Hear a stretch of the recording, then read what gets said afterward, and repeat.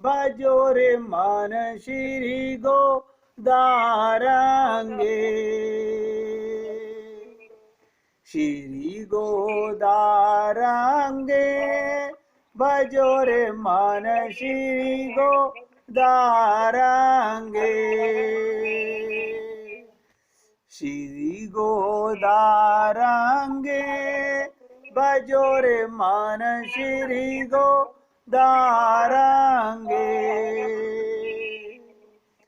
श्री गोदारंगे भजो रे मन श्री गोदारंगे। श्री गोदारंगे भजो रे मन श्री गोदारंगे।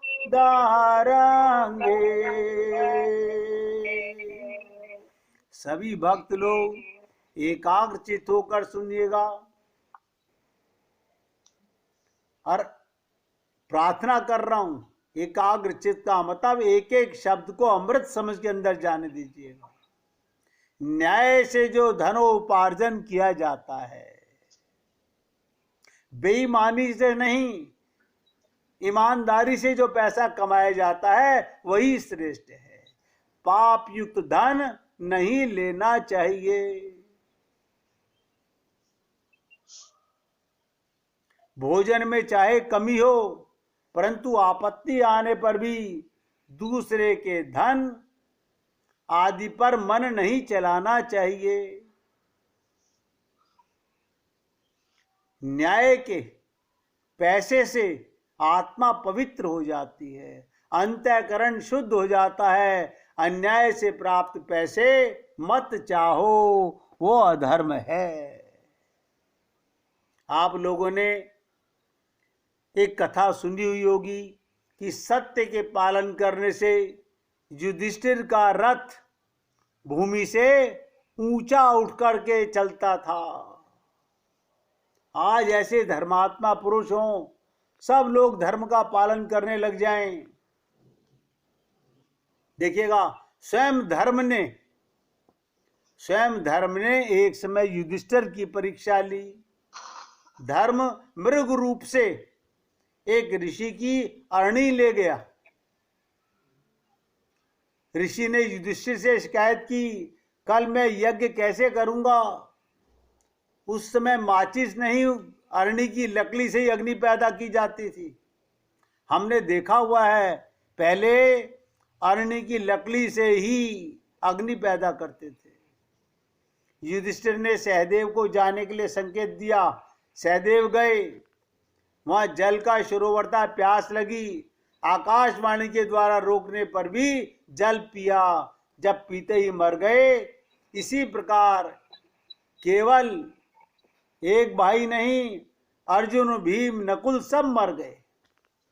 अंत में युधिष्ठिर आए और जल की परीक्षा करने लगे, आश्चर्य करने लगे, ऐसा कैसे कि सब मेरे भाई मर गए। युधिष्ठिर भी जल पीना चाहते थे। आकाशवाणी हुई, तुम मेरे प्रश्न का उत्तर देकर जल पियो, नहीं तो तुम भी मर जाओगे। धर्म ने प्रश्न किया, आश्चर्य क्या है? किम आश्चर्यम। बहुत ध्यान से सुनिएगा, सबसे बड़ा आश्चर्य क्या है? युधिष्ठिर ने कहा, प्रतिदिन प्रतिक्षण प्राणी यमलोक की यात्रा करता है। इसको देखकर भी बचे हुए लोग सदा स्थिर रहना चाहते हैं।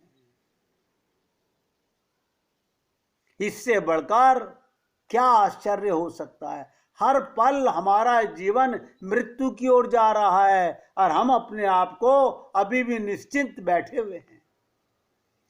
जिसके लिए प्रिय अप्रिय, सुख दुख, भूत भविष्य आदि सब समान है, वो निसंदेह सबसे बड़ा धनी है। इस प्रकार युधिष्ठिर से बहुत प्रश्नों का उत्तर पाकर यक्ष प्रसन्न हो गए और कहा, मैं तुम्हारे एक भाई को जीवित कर सकता हूं। युधिष्ठिर ने नकुल के लिए कहा, तो धर्म ने कहा, नकुल को क्यों जीवित करना चाहते हो? भीमसेन अर्जुन को क्यों नहीं? वो तुम्हारे युद्ध में सहयोग करेंगे, तुम्हें राज्य मिल सकता है। युधिष्ठिर ने कहा, कुंती का मैं एक पुत्र हूं और माद्री का नकुल रहेगा। मैं धर्मात्मा कहलाता हूं। यदि मैं धर्म का त्याग कर दूं तो लोग क्या कहेंगे? युधिष्ठिर ने नकुल को जीवित करने की प्रार्थना की। धर्म ने प्रसन्न होकर सबको जीवित कर दिया और कहा, मैं तुम्हारे धर्म प्रतिज्ञा से संतुष्ट हूं। और धर्म सामने प्रकट हो गया और पुनः अंतर्ध्यान हो गए। भारी आपत्ति आने पर भी धर्म का त्याग नहीं करना चाहिए। जब युधिष्ठिर की धर्म निष्ठा देखते हैं तो रोमांच हो जाता है। इसलिए आप सबसे निवेदन करता हूं कि गोदा जी सौभाग्यवती से कहती हैं, अरे सौभाग्यवती, जल गर्त में आहार भक्षण करते हुए महादंभी बकासुर राक्षस रावण ने आत्मा और परमात्मा के बीच में ये दूरी पैदा कर दी। हमारे मन में भी जो अहंकार है, इसी के कारण हम भगवान से नहीं मिल पाते।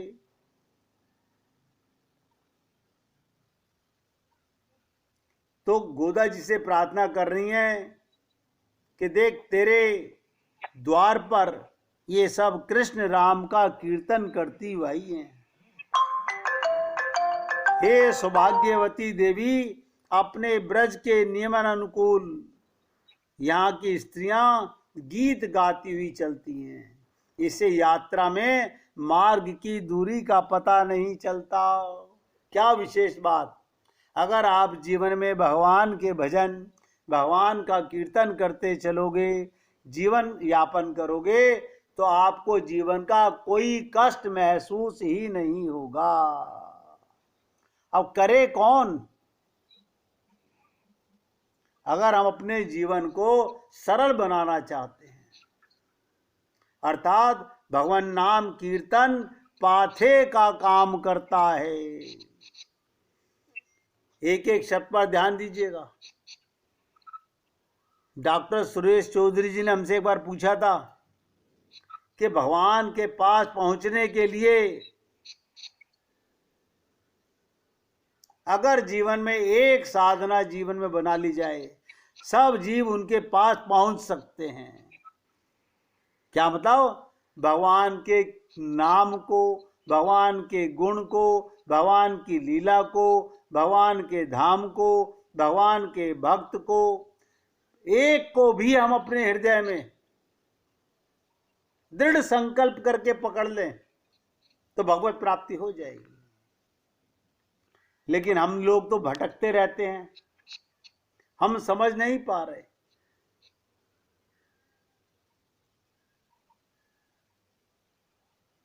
तो गोदा जी निवेदन कर रही हैं कि देखो, ये सब तुम्हारी कृपा का प्रसाद पाने के लिए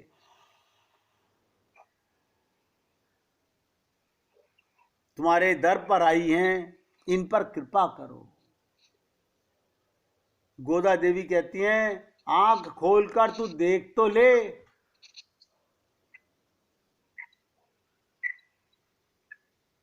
आंख खोलकर तू देख तो ले। अरे कमल नैनी, ओ मृग नैनी, तेरी आंखें ऐसी प्रतीत होती हैं मानो फूल में धंसकर भ्रमर बैठा हो। ये कौन है भ्रमर? कौन है फूल?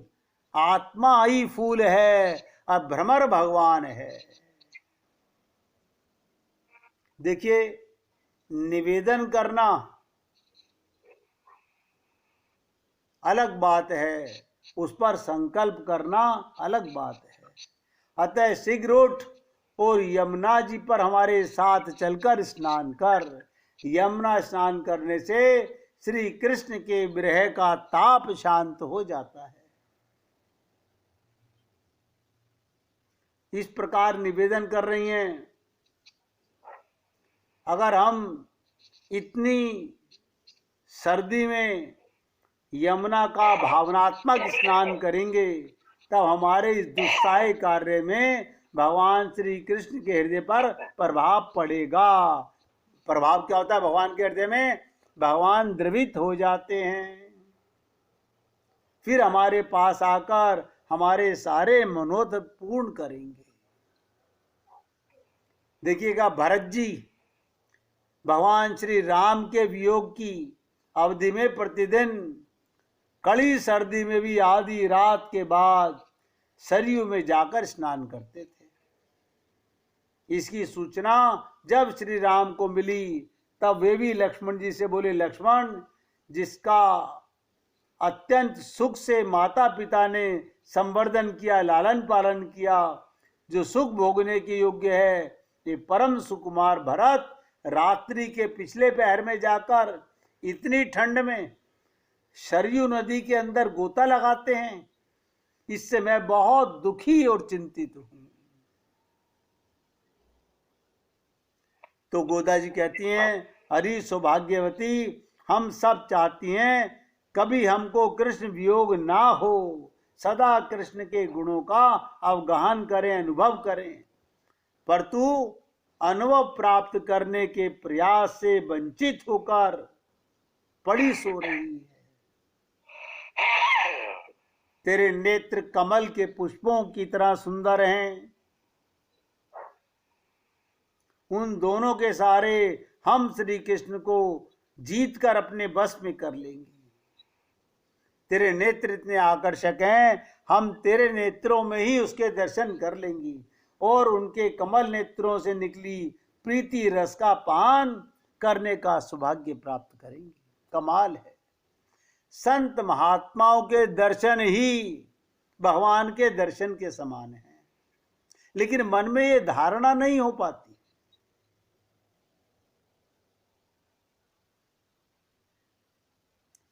जिस प्रकार सत्यभामा का सौंदर्य सत्यजीत और श्री कृष्ण के बीच संधि का कारण बना था, उसी प्रकार ये विश्वास कर हम निश्चित हो गई कि तेरा नेत्र सौंदर्य हमारे फल का हेतु होगा।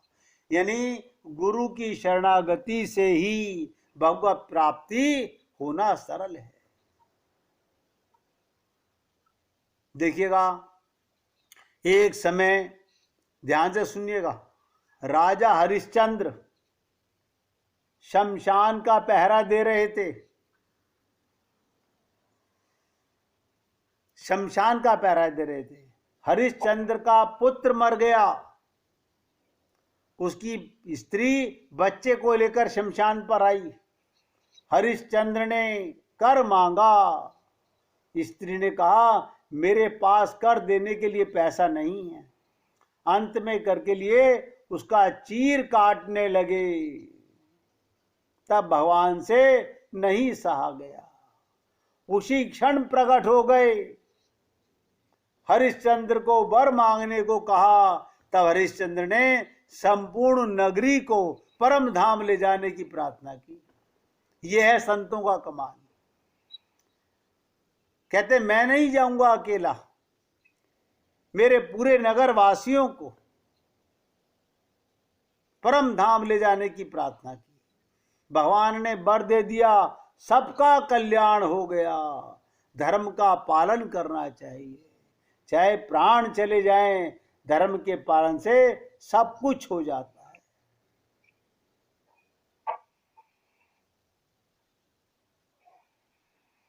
इसीलिए सत्य की प्रतिष्ठा होने पर सत्य बोलने वाले के प्रत्येक वचन सत्य हो जाते हैं।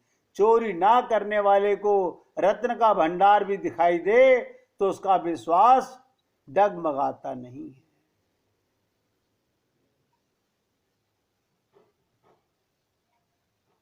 भगवान के भजन से अतिशय पापी भी, ध्यान दीजिएगा, भगवान के भजन से अतिशय पापी भी पवित्र हो जाता है। हमने जितने पाप किए हैं सबको भगवान नष्ट कर सकते हैं, और कुछ ना बने तो केवल भगवान का भजन ही कर लीजिए, इससे पाप सुनिश्चित नष्ट होगा। जबई नाम हृदय धरो भयो पाप को नाश, मानो चिन्हगी अग्नि की परी पुरानी घास। एक चिंगारी जैसे घास को जलाकर राख कर देती है, सूर्य की एक किरण अंधकार को मिटा देती है। इसलिए हम लोगों को निरंतर भजन करना चाहिए।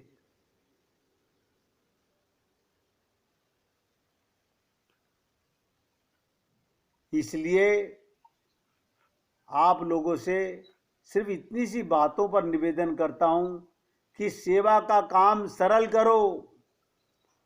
भगवान ने जो कुछ तुम्हें दिया है वो सेवा के लिए ही दिया है।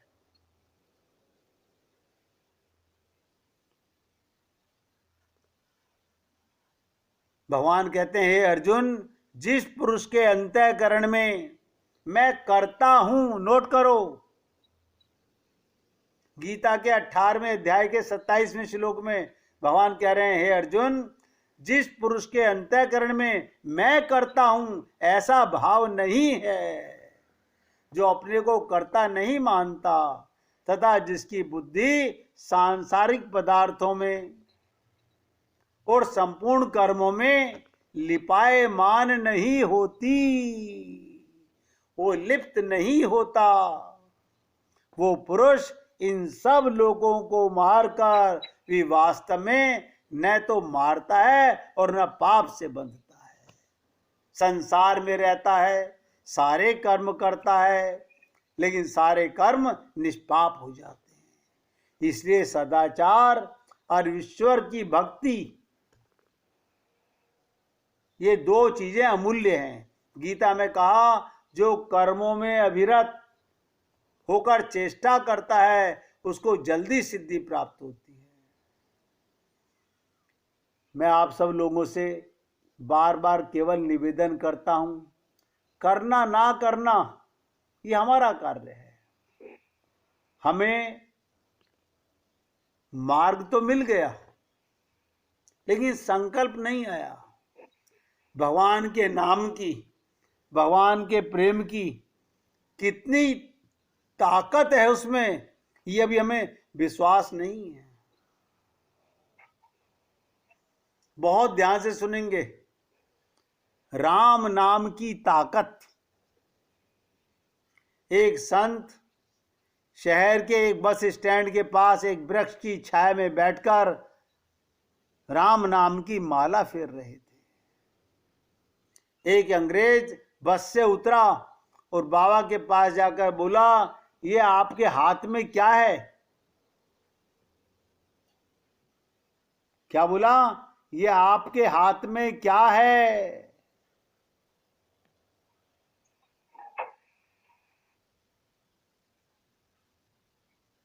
बाबा ने अंग्रेज के कंधे पर बंदूक देखी और पूछा, ये आपके कंधे पर क्या है? अंग्रेज ने कहा, ये मेरा हथियार है। और बाबा बोले, और ये मेरा हथियार है।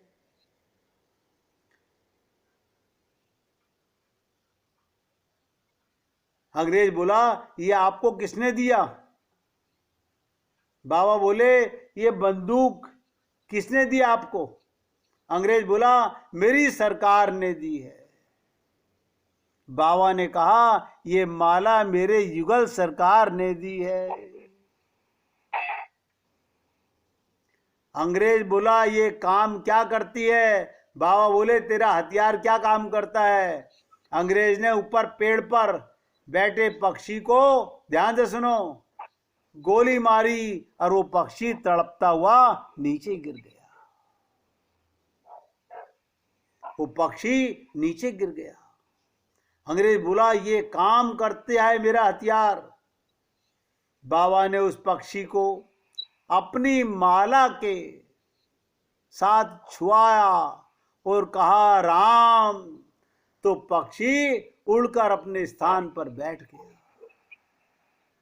बाबा बोले, मेरे हथियार ये काम करता है। उस अंग्रेज को भी श्री राम नाम की ताकत का दर्शन हो गया। उसने भी राम नाम की दीक्षा ली और हरि नाम का कीर्तन करने लगा। आप लोगों ने सुना होगा कि राम नाम की लूट है, अरे लूट सके सो लूट, अंत काल पछताएगा, जब प्राण जाएंगे छूट। आप सब भक्त भी